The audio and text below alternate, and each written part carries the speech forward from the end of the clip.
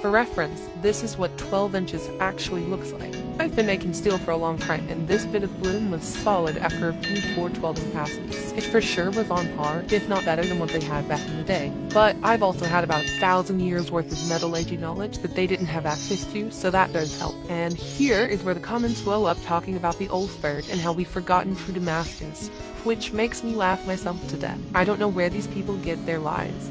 Probably the History Channel. Everything about this blade is as legit as it gets for a historically accurate representation.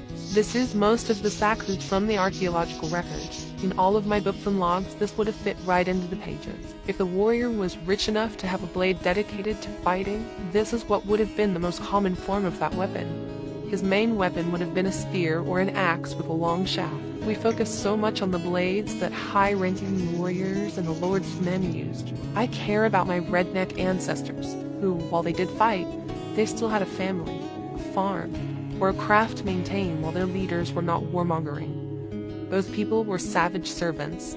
They planted the pastures one day and stood shoulder to shoulder with their kith and kin the next, possibly dying, nameless to the pages of history, while only their commanders who ran away and lived are known. But more of that for another day.